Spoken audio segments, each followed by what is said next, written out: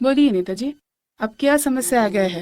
Madam, हमारे कई संताली गांव मड़वाजरा, मुचुंगडी, सुगिया, तोपा, वनमार, मानुबावाटाड़, रेलीगढ़ा, देवरिया, गिद्दी, बारसोम और परेज पूरी तरह से उजड़ चुके हैं। इनकी जिंदगी बदहाली में है। ये कोयला युग तो पाषाण युग से भी बदतर है मैडम। और भूमि अधिग्रहण नियम के तहत 1982 में ग्राम सभा के बिना सहमति से हमारे जमीन का दाम मनमाने ढंग से रखा गया और उन्हें अधिकृत किया गया। और सरकार का मजाक देखिए, 18 साल बाद सन 2000 में 4 रुपया, 8 रुपया और 12 रुपया प्रति डिसमिल के हिसाब से हमें भुगतान करती है। मैडम, इतने कम पैसे में तो परेज गांव से आपके ऑफिस तक नहीं आ सकते। अभी हमें आपके पास पहुंचने के लिए 500 रुपया लगे हैं मैडम। 2 एकड़ जमीन का 800 रुपये, 1600 रुपये और 2400 रुपया हमें भुगतान कर सरकार 24,000 करोड़ रुपया कमा रही है और हम जमीन मालिक को भिखमंगा बना दिए। मैडम, 1982 में जो परिवार 7 से 8 सदस्य हुआ करते थे, वो आज 2018 में 30 से 35 हो गए हैं। सरकार 2 एकड़ जमीन में एक नौकरी देती है।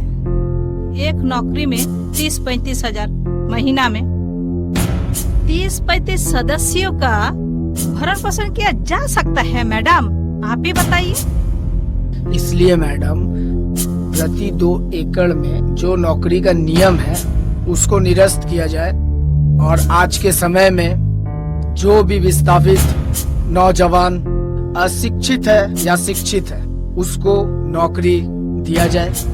और उन नौकरी वालों को जो रिटायरमेंट होते हैं तो उनके पीढ़ी दर पीढ़ी नौकरी देने का गारंटी दिया जाए मैडम। 36 साल पहले सरकार ने जमीन का अधिग्रहण किया था। क्या 36 साल पहले जमीन का दाम आज के लिए उचित है?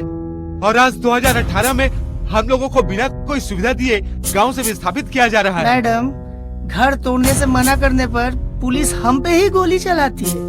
भले ही विस्थापित हो चुके गांवों को रहने के लिए पक्का मकान नहीं दिया गया है और पुनर्वास नीति के तहत उन्हें जो सुविधाएं मिलनी चाहिए थी उन्हें भी पूरा नहीं किया गया है। ये तो सरासर बेईमानी और नाइंसाफी है मैडम। हम लोग सुनते थे कि नेता लोग झूठ बोलते हैं, पर अब तो साफ हो गया है कि सरकार भी झूठ पे झूठ बोलकर टालम टोल करती है। इन विस्थापित मामलों की न्याय पाने के लिए सरकारी ऑफिस के चक्कर पे चक्कर लगा। मैडम, देश की आर्थिक विकास के नाम पर हम आदिवासियों की बलि मत लीजिए, वरना हम जान दे देंगे लेकिन जल, जंगल और जमीन कभी नहीं देंगे। अच्छा ठीक है, मैं इस मामले को मुख्यमंत्री जी को अवगत कराती हूँ। सरकार विस्थापितों के लिए मंदिर, मस्जिद और गिरजाघर तो बनवा देगी, परंतु 200 साल, 300 साल पुराना जहर थान बनवा सकेगी? बताओ।